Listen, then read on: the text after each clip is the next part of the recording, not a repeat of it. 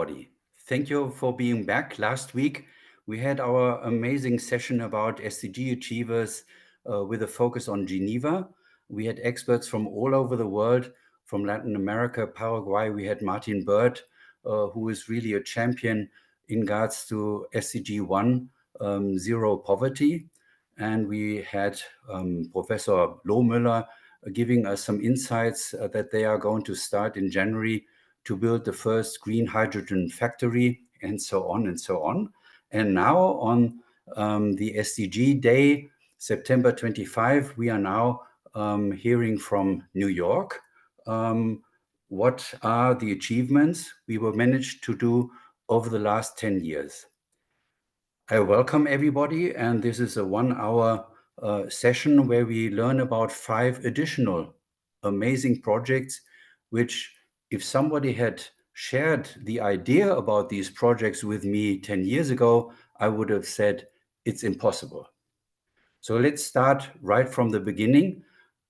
One thing what I learned over the last 10 years the most is that the SDGs are inspiring the next generation in a way which is just mind-blowing. So with us is a school from India, and we have good friends and pupils from India who are very eager to follow the example of what Natalia explained to us last week about the SDG cafes, and they are eager to come to the SDG Achievers Academy next year. And I'd like to have one of you to present to us the SDG you like the most. I heard it is about SDG 8. Am I right? The floor is yours. Please share with us why you like SDG 8 the most, but you need to unmute your mic now. And if you can say your name first, it's now your turn. Hello. Yes, now. My name is Roland, and I'm from India.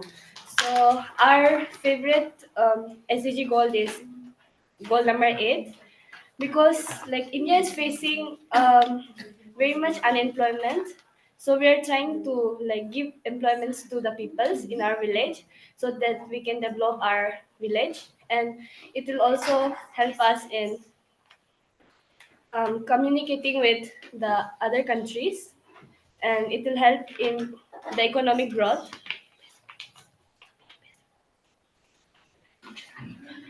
Very good.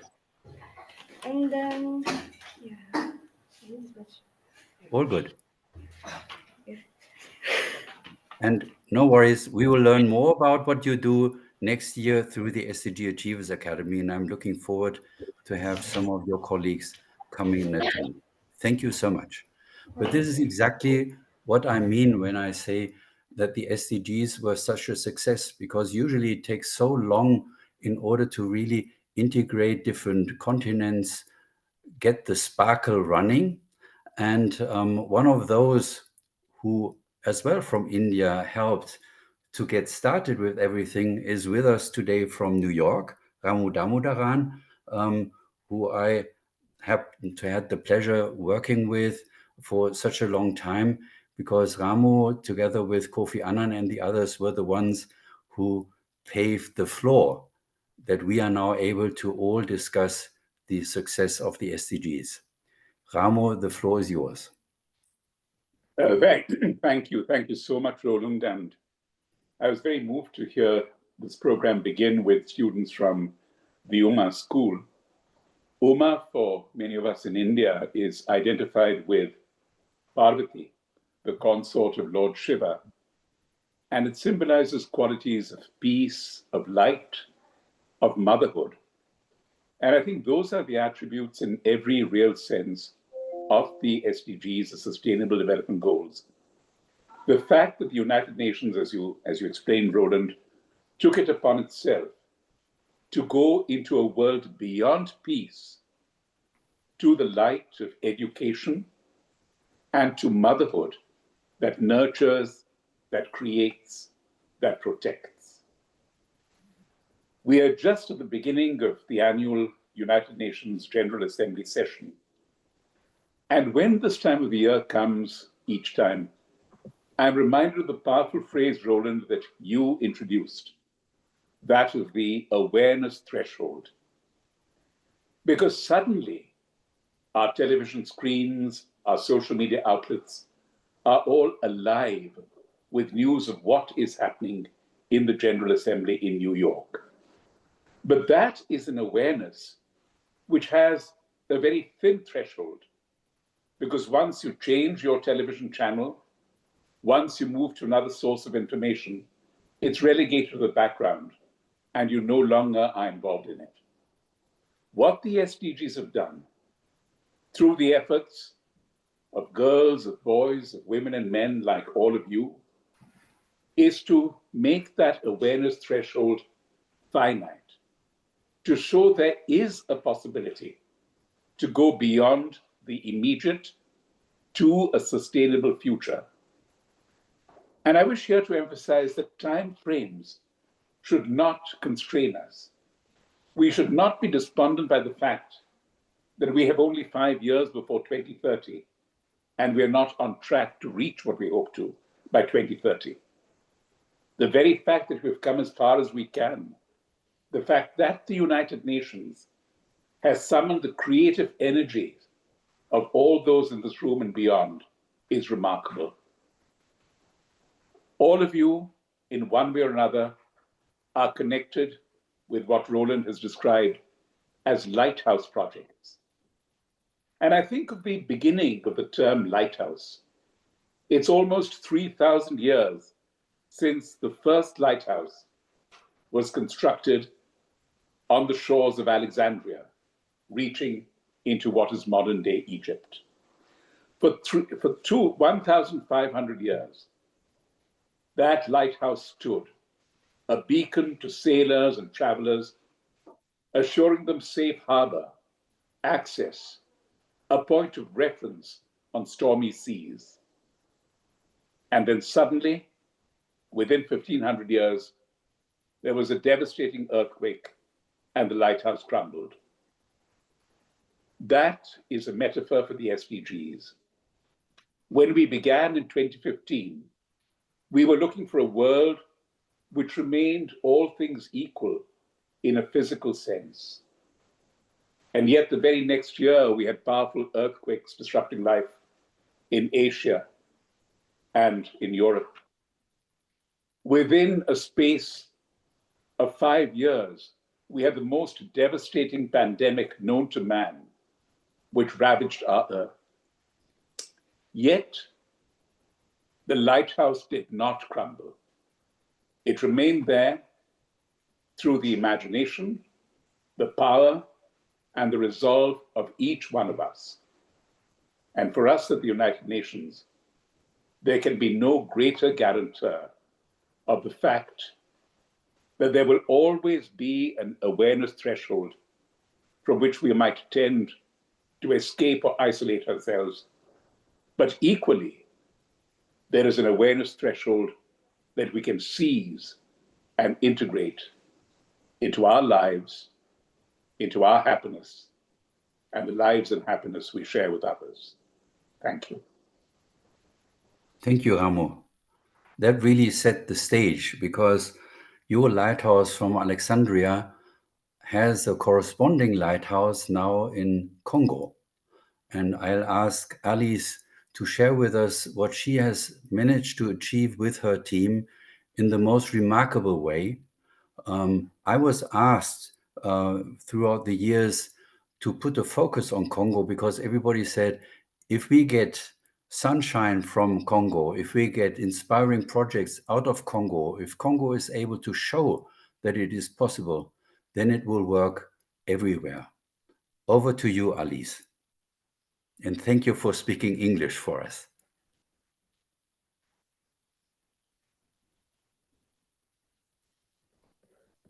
In complete 3D reality, that means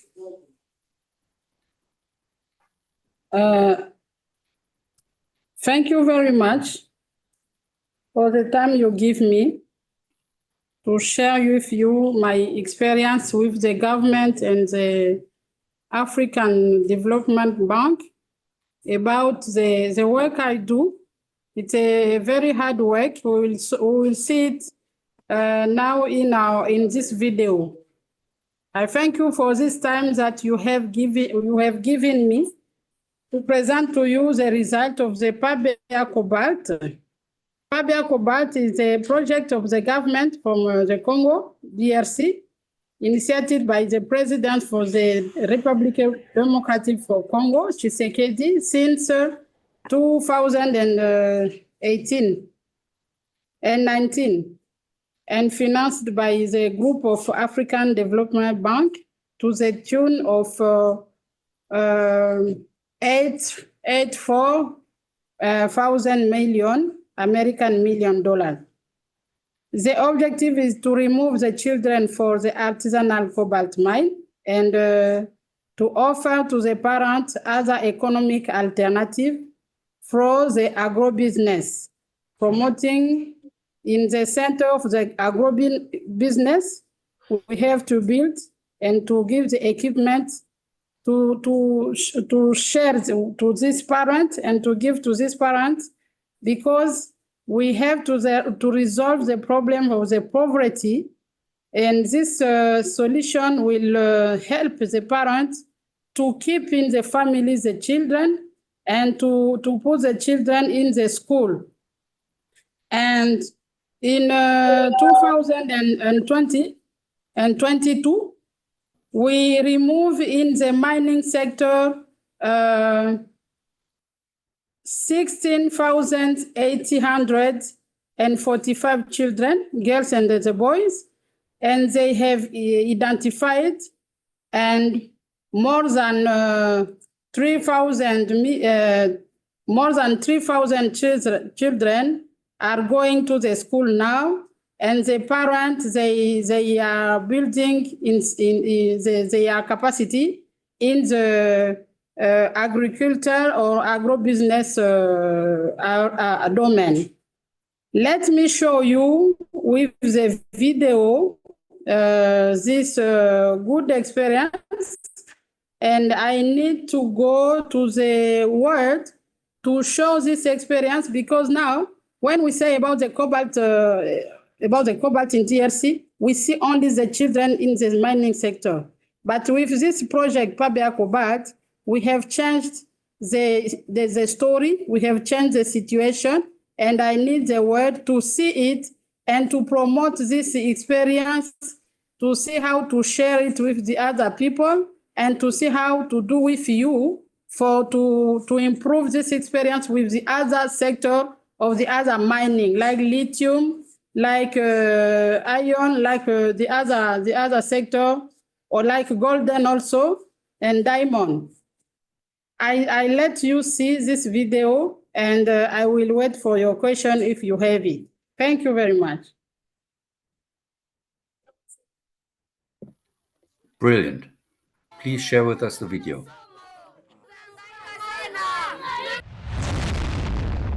Pabea Cobalt, projet du gouvernement congolais, financé par les groupes de la Banque africaine de développement BAD, est mise en œuvre par le Fonds national de promotion et de services sociaux, FNPSS, à travers une unité de coordination logée en son sein, est une initiative du président de la République avec pour objectif d'assainir la chaîne d'approvisionnement du cobalt dans les Lualaba et le Haut-Katanga en retirant tous les enfants impliqués dans cette chaîne à travers une réinsertion sociale de ces enfants scolaires, sanitaires et enregistrement à l'état civil, et à travers une reconversion socio-économique dans l'agro-business de jeunes et parents de ces enfants. Dans le registre de prise en charge, nous avons initié le projet d'appui au bien-être alternatif des enfants et jeunes impliqués dans la chaîne d'approvisionnement du cobalt, le Pabea Cobalt, dans les provinces du Haut-Katanga et du Lualaba. Ce projet vise à éradiquer la présence et le travail des enfants dans les mines artisanales de cobalt. À ce jour, 13 587 enfants ont été réinsérés socialement sur les 16 845 identifiés en février 2022 dans les sites miniers artisanaux, soit un taux de réinsertion de plus de 80%. Oui, c'est le président de la République qui a mené le PABA cobalt. Oui, parce que ta place n'est pas dans les carrières, mais ta place est à l'école. Oui, ma place est à l'école. Ma place est à l'école. Merci PABA, merci Papa Fadi. Le projet PABA Cobalt n'est pas seulement une initiative innovante, c'est une véritable mission de réinsertion durable visant à redonner une dignité perdue à ses enfants.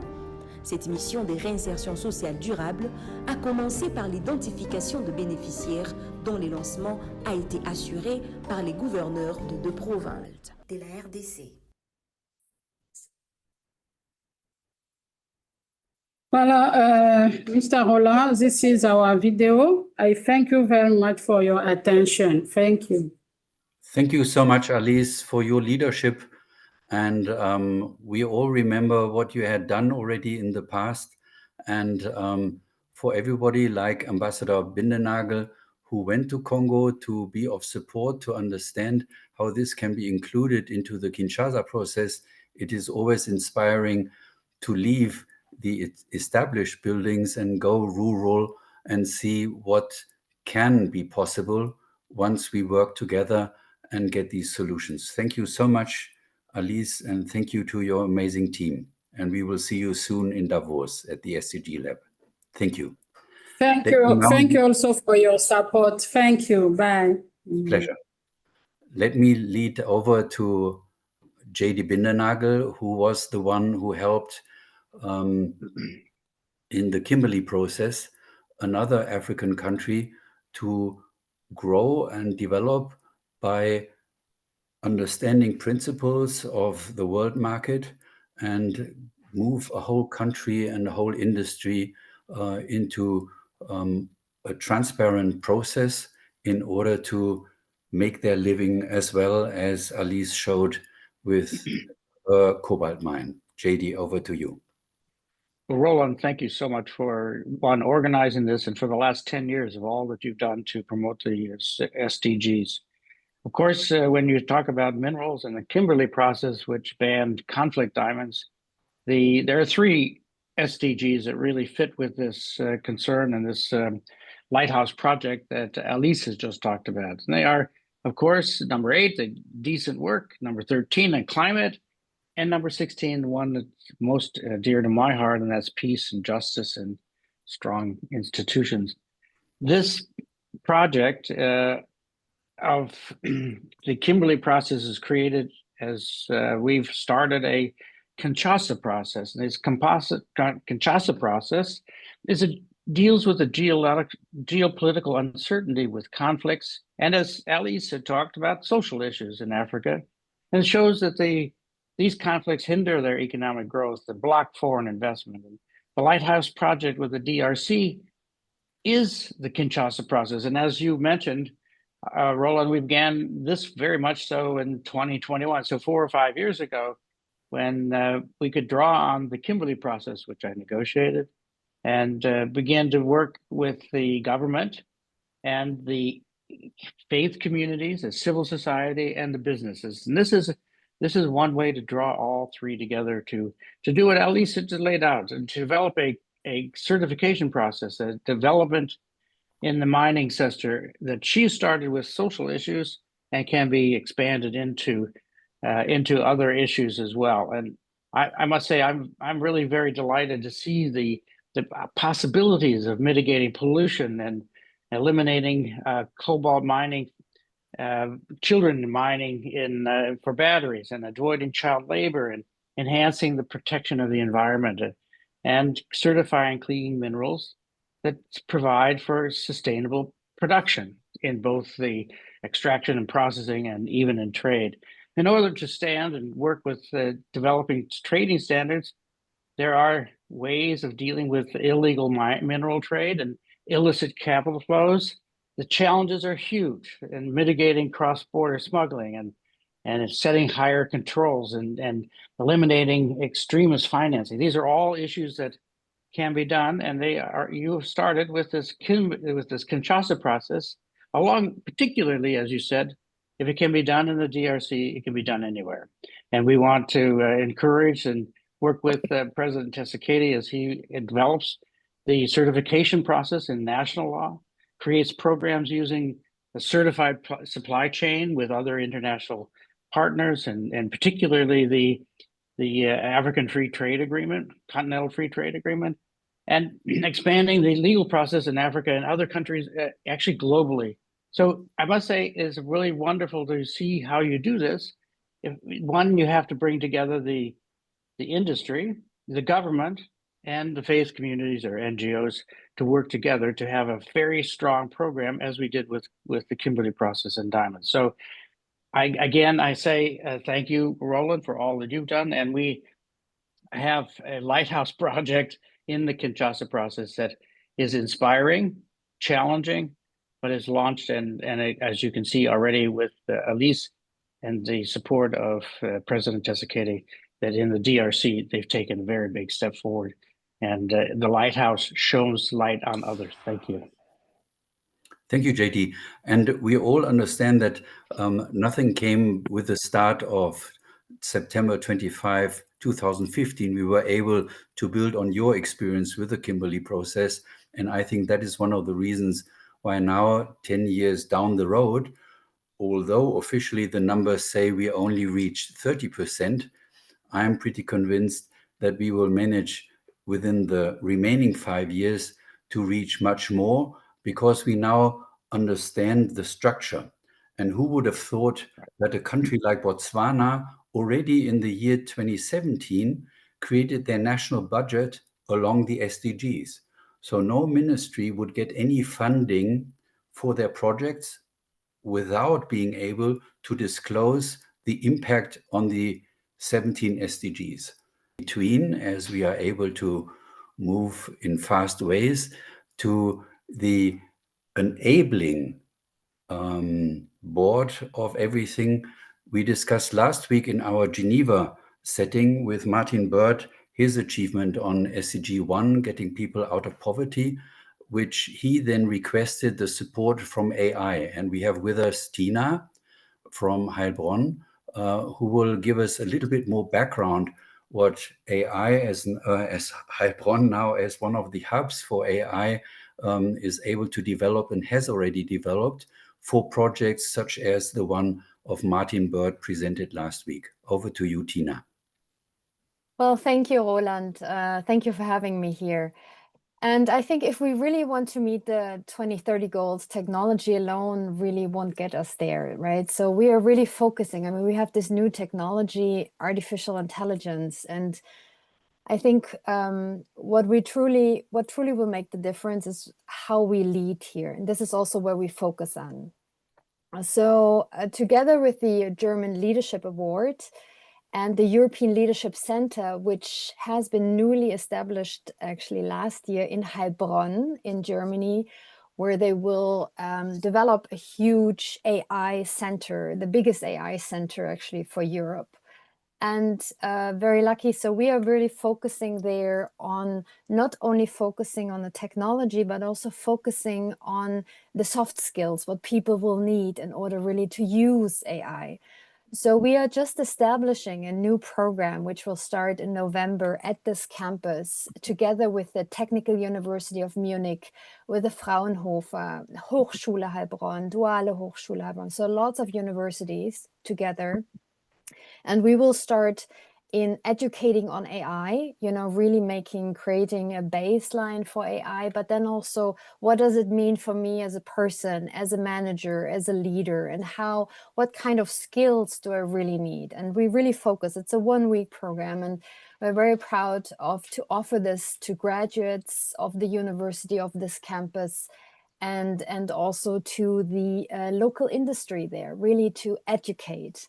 And again, this is also very close then also to the SDG goal 4, right? Quality education.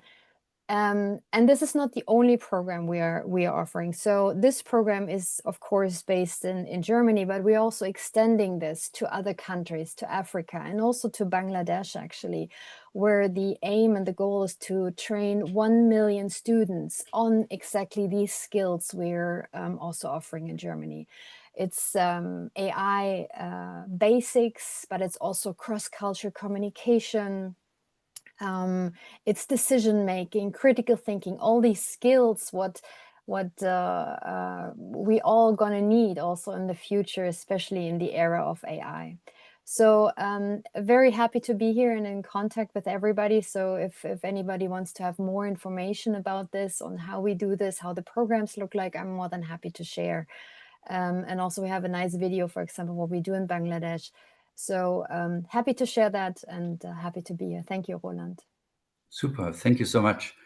At the same time, now as AI has developed so much, we are starting to hear see headlines where they say, but the energy consumption, everything needed to make all this work in the field of AI is growing and growing and growing.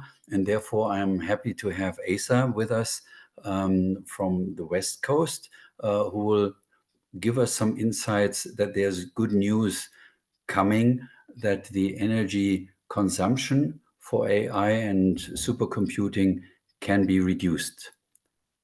Asa, over to you. Well, good morning, everyone from Seattle. Very excited to be here. Thank you for the opportunity to address the panel here.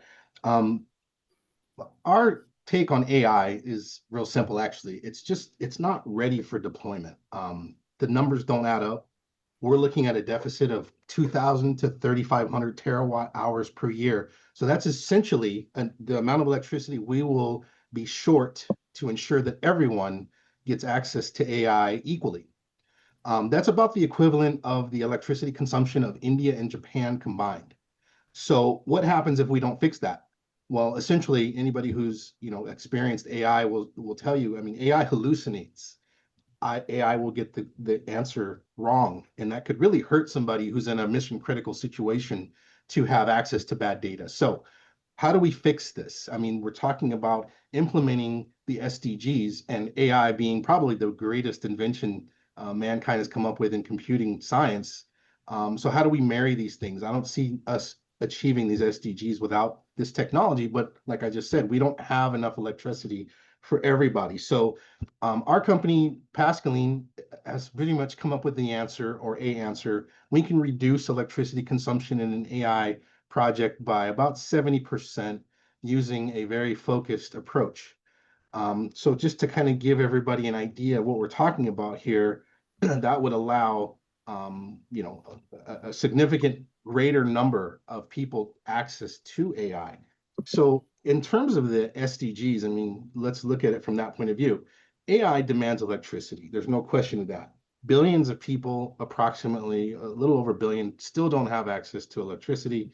And then there are a lot of people who have unstable electricity, which that isn't going to help solve the situation either. So what we're seeing is just the continuation of a growth of wealth inequality.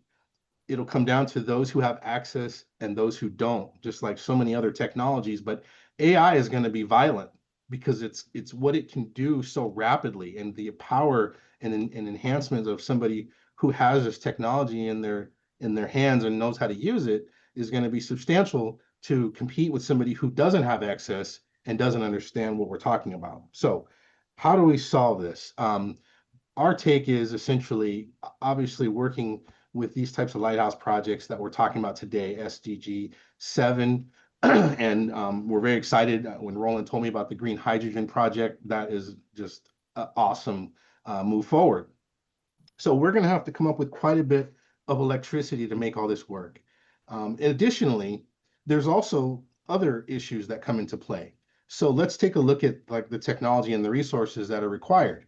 If we look in the news cycle this last week, OpenAI has announced multiple $100 billion transactions. So looking at that now, that leaves a lot of people out in the cold. So when we talk about AI, the other issue that comes up is data sovereignty. And so the hyperscaler model with really large data centers is probably not the answer.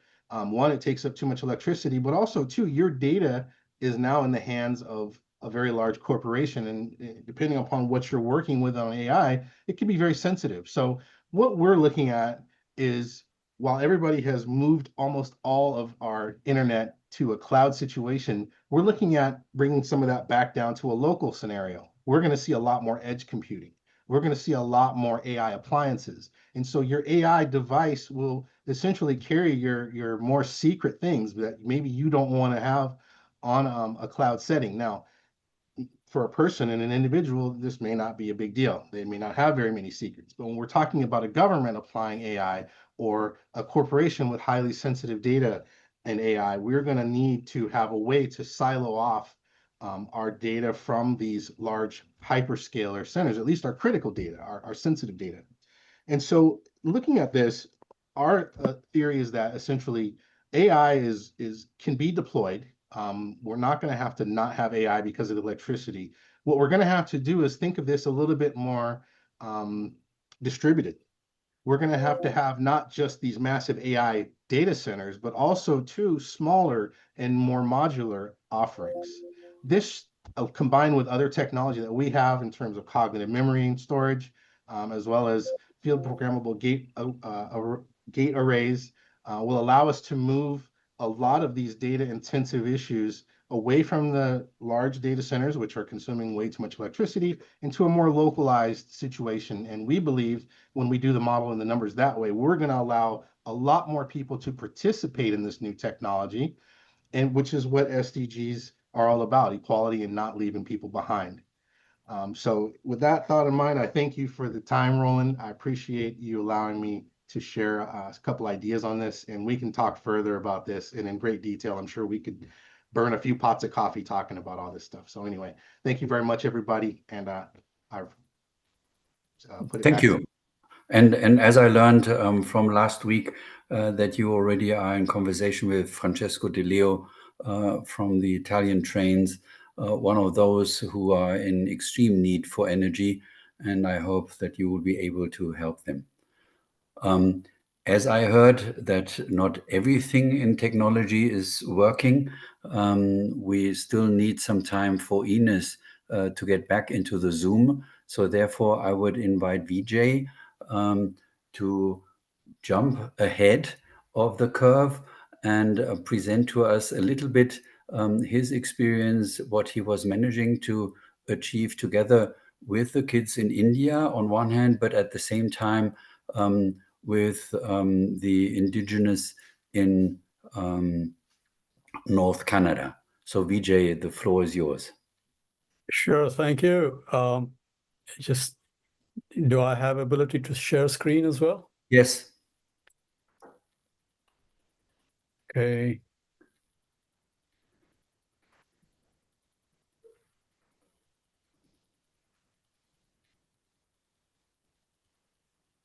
Off you go. Yep, great.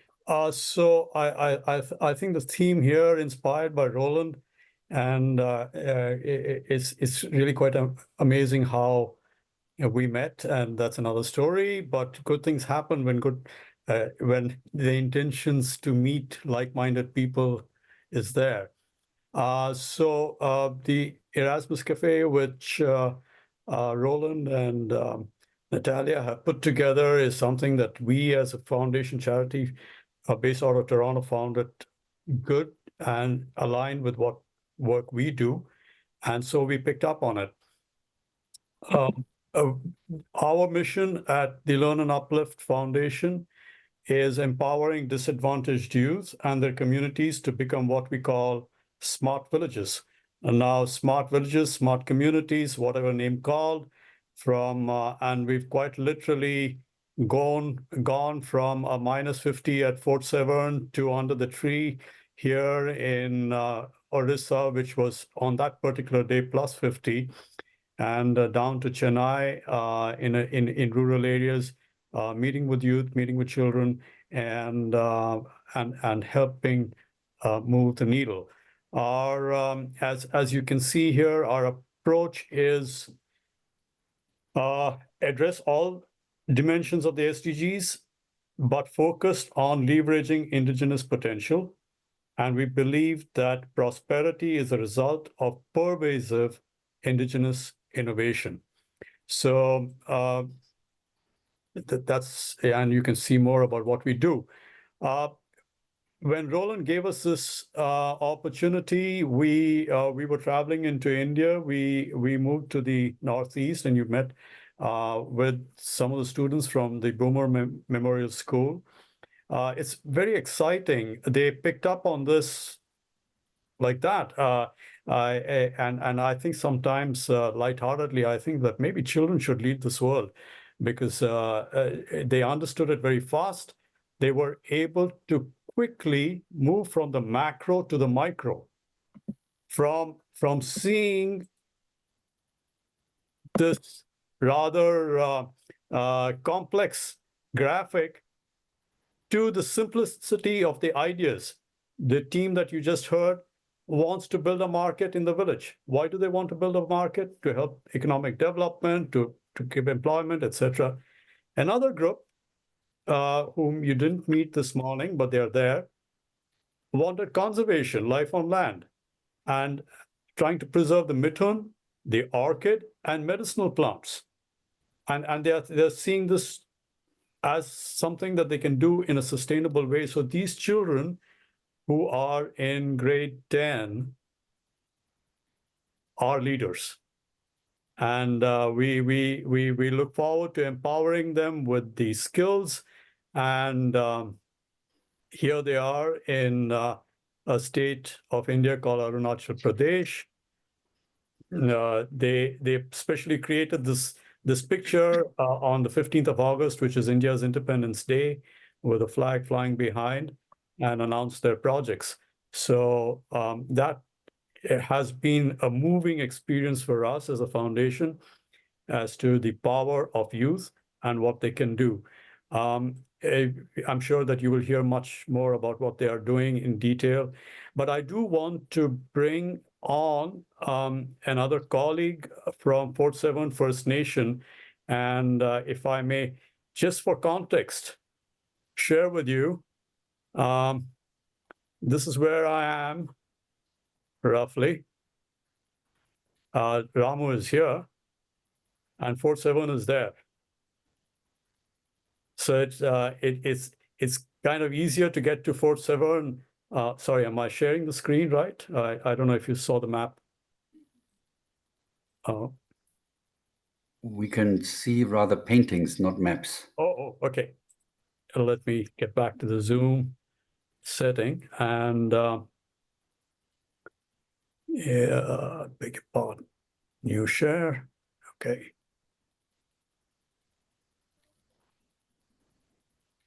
Yeah. You should be able to see that now? Yes. Okay. So we are here, Toronto, just a hop, step, and jump to New York, but it takes more than a hop, step, and jump to get to Fort Severn. This is Ontario's northernmost community. They are a fly-in community, and road access is only during the winter. I have with me Kristen. Kristen, if you don't mind, can you turn your camera on so that people can see you? Yeah, there you are. Okay. Hello. Yeah. So Kristen Kustasian has come down from Fort Severn, very south. So she's come to somewhere about here, which is Thunder Bay. We were in meetings yesterday and the day before on a very exciting project that she and her team are doing in the area of health. In today's day and age, believe it or not, Tylenol is certainly a buzzword these days for the wrong reasons. But unfortunately, the people at Fort Severn, when they experience any kind of health difficulty, they are given Tylenols and asked to go away. So Kristen and her team are making that difference by educating, by advocating, by creating sustainable ways of improving health, getting health attention. And that's the work that Kristen and her team are doing. And I'm hoping that she will have much more to share with the conference next year. So with that, yeah, I think Thank you so much. It's been an exciting time. Thank you, Roland, for this opportunity. And thank you for building the bridge to Ines, who is now with us again. Ines, as you are in this field of health as well, please share with us what you have already achieved and what you plan to reach in the near future. Thank you, Roland. Hello, everyone. I'm an architect, and my focus is on color, frequencies, resonance space design, and how we can connect the human being inside the body with the built body and our environment. So let me see if I can share the screen.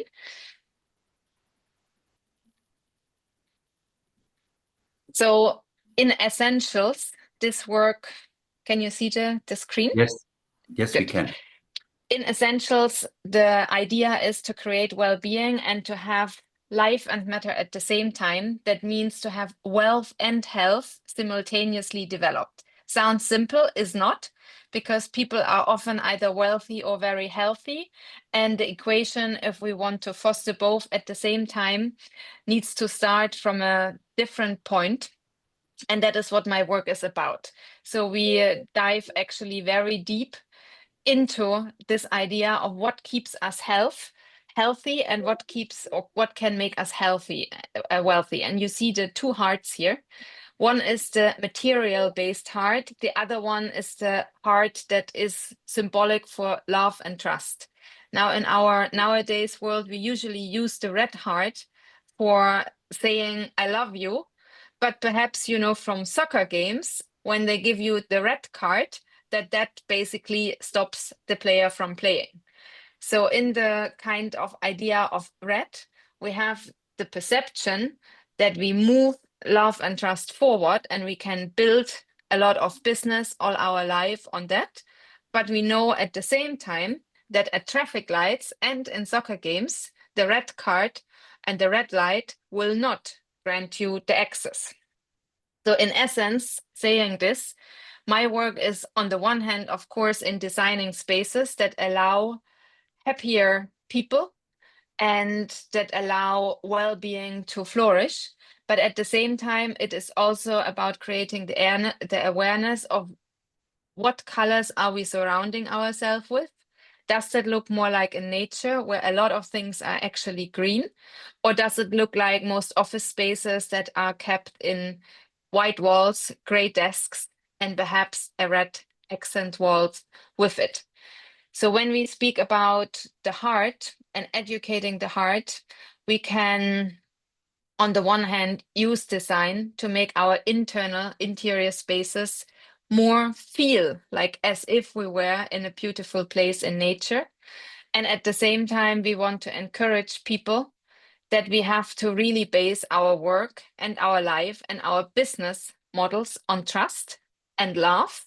Although in a lot of highly educated business courses, they will always tell you in courses like entrepreneurship, do not fall in love with your project.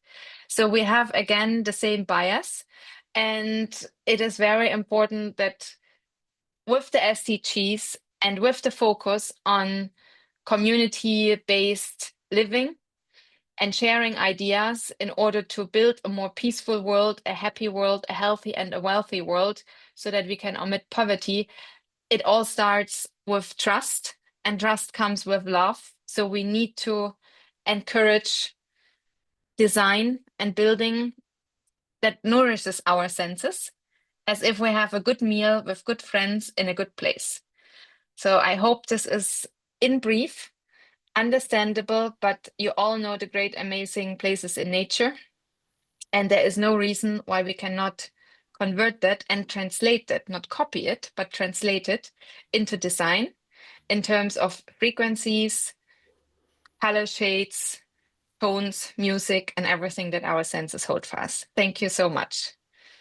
Thank you, Ines. And you will be all invited to come to the SDG Achievers Academy, where you can see that she's not only great in architecture and making buildings be created in a healthy way. She understands a lot about food and bakery and we will do amazing things together. Thank you, Ines. Come to Tom, because as you know, already 8 years ago, we started something which I believe is the most important of all our projects and activities. We need to make sure that everybody is heard. And thanks to Brainbreaks and the Global Community Health Foundation, we were able to test what we call the Global Youth poll by starting to ask young students and kids in the age group of 10 to 14, 15 to 19, 20 to 24, as well as 25 to 29, what makes their heart beat, what makes them tick, what do they like, what do they not like. And Tom is the one who has now the amazing task and job to engage with the youth all over the world in order to inspire and give them at the same time a platform which is most fascinating, because he was reached out by LA28, the team which is organizing the next Olympic Games by 2028 in Los Angeles, and to be able to present the development and the involvement of the young people at the openings of the Olympic Games. And we are proud that we can work together with countries like Finland on this project, because we need the best of the best in the field of education and listening to the next generations to ensure that nobody is left behind. Over to you, Tom. Yeah, thank you, Roland. I appreciate that. And yeah, we're very excited. As many of you know, with AI technology, the impact it's going to have on education for the first time in 500 years is going to be exponential in terms of the way we're teaching kids. And one of the problems we see and what's been happening, including social media, is even with AI, it's creating greater isolation in the classroom. And so the objective, and at least with LA28, is that we see one of those last fabrics of society that allows social skills is through sport, team sports, and through the arts, through dance, through theater, through being in a band. You know, we're starting to really see the importance of social interaction and the lack of social interaction between students today, where social interaction to them today is connecting and talking on a text message or online. So we're very excited about how this polling and opinion is taking place. Our team right now is in China. We're working with, believe it or not, we're probably one of the few United States schools or companies that's streaming content right now into Chinese and Russian governmental schools, because at the end of the day, sports and art are a fabric between all communities. And we see the opportunity to really look at two things, and hearing many of you talk, is that we're really starting to collect sensitive data among people, among students, among communities. And so part of the Brainbreaks technology and how we've been collaborating with organizations all over the world is, how do we protect students' health data? You know, how do we start to protect the data that we're also collecting on social and emotional for schools or for districts? So we're starting to look at apps and infrastructures that put the data control, put the information back in the hands and the control of students and schools. And as Roland said, coming up to the Olympic Games, we're going to be launching with the UNGSII and the SDG Achievers is the 5A Global Challenge. And it will encourage 10,000 cities to collaborate on 5 initiatives, which we think are the fabrics in what's going to happen in education. One is every kid should learn an activity. And we believe an Olympic skill is a great way to learn an activity, because not only does it teach you team sports, but it also can include lifelong skills like swimming, track and field, different sports that are also individualized. The second thing we think every school and fabric is going to start to consist is art skills again. Every kid should dance, play an instrument, learn to draw something creative, sculpt something. The other thing that's becoming very important is agriculture. We think every kid should learn how to plant something, plant a flower, plant a tree, contribute something that has long-lasting impacts, decades. The other thing is AI awareness, and we're collaborating. I know Tina's on the phone with Evolve, and we see that AI awareness is going to be essential in education, not to teach kids AI, but to make them AI. And the last thing is, when we're working with UNGSII, is that we think every kid should advocate, but they need to advocate with respect. And you'll see that's going to be a huge thing in our community, in our country on Saturday, as you know, is a huge demonstration and protest. But what we're hoping that all these protests happen with respect. So our focus, and leading up to the Olympic Games, in partnership with the LA Olympics, and our other great partnership is Hollywood. So Hollywood will be very invested in the connection between entertainment and Olympic sports. And we think that the Olympic movement and the power of Hollywood can really kind of drive some of the SDG initiatives, the SD achievements, and especially some of our polling and opinions. And that is starting right now. So as I said, our team is in China at the moment. I leave for Southeast Asia here in another month. Roland will be on his way to Finland and different areas. So we're very excited about all the collaborations and partnerships. And, you know, we couldn't be happier to be a part of Roland's team. Well, thank you so much. And I still remember you sitting next to Michelle in Davos a few years ago and presenting the first draft of the Global Youth Poll. We will probably put the deck of our first test back then online so everybody can glimpse through. But I can't wait until we get the first results. And we are very happy that we had Martin Chungong with us at the SDG Lab in Davos earlier this year. The General Secretary of IPU, all parliaments in the world, who offered that the young generation will be able to present their results, how they think, what they wish, once per year in the parliament. And it is great to see that Finland has already the dates ready in March next year, where their youth is able to present not only the results of young people in Finland, but as well the comparisons to their age groups all over the world. Thank you so much, Tom. Now let's see the picture again and let's find out whether Gil made it back. If not, we will have his video because we are hopefully well prepared.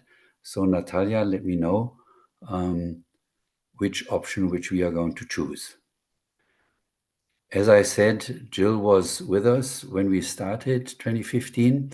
Here's a group of different mayors and project leaders from around the world who were invited by Michael Möller, who is to the right of the flag, who kicked off UNGSII 11 years ago.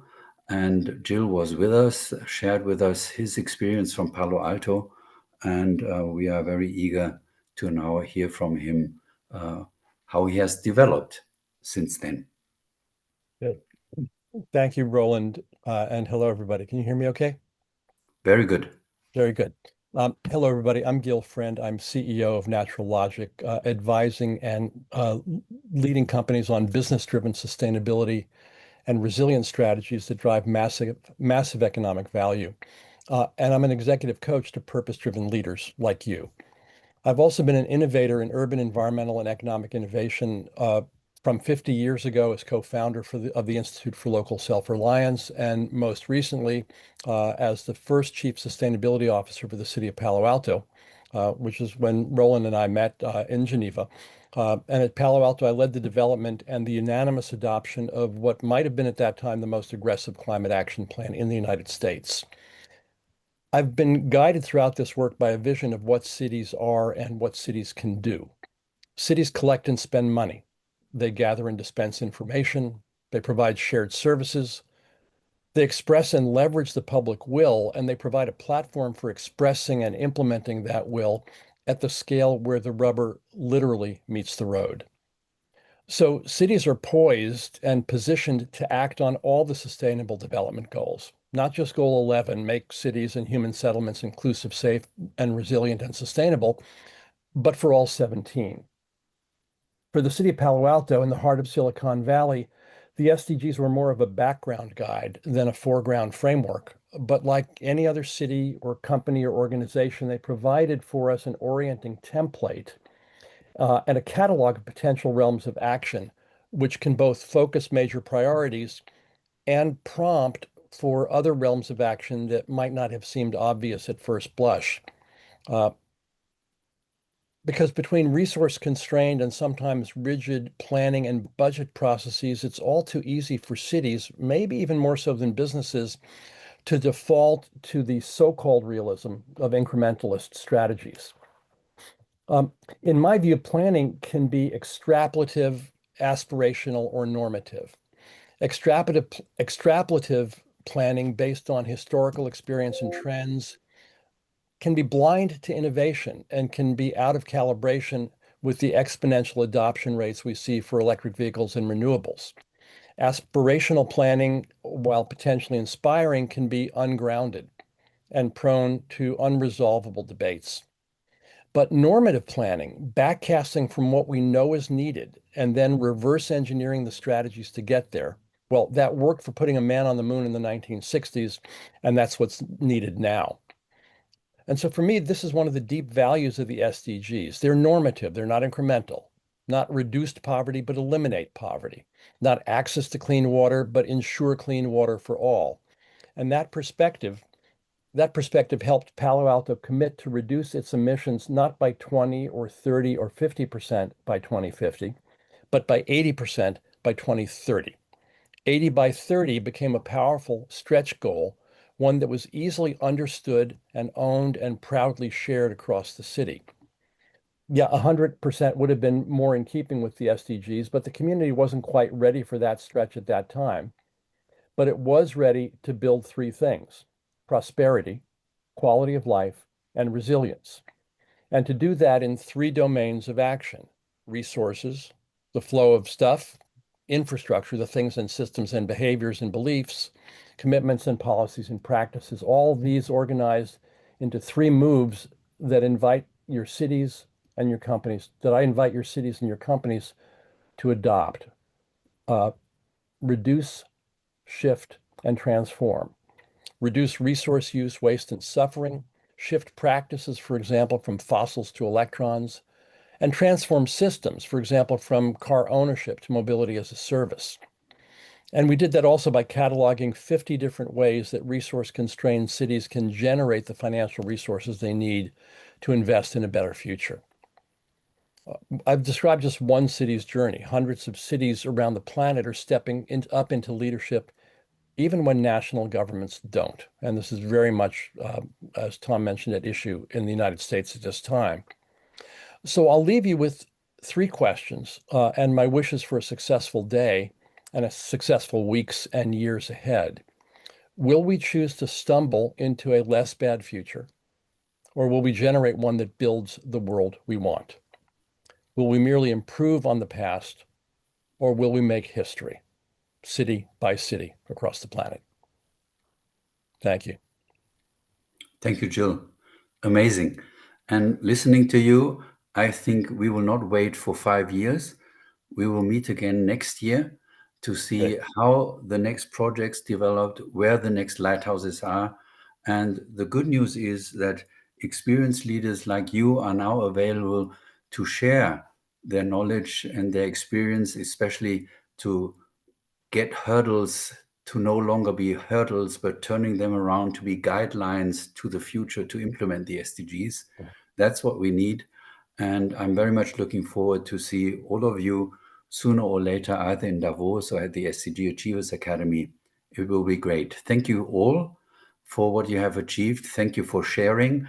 And thank you to the kids in India for everything what you are hoping to achieve. And you can see in this group, there are so many hands and hearts and heads who are willing to help you that you can reach your goals as well. Thank you so much, and see you next year, September 25, to celebrate the SDGs. Thank you.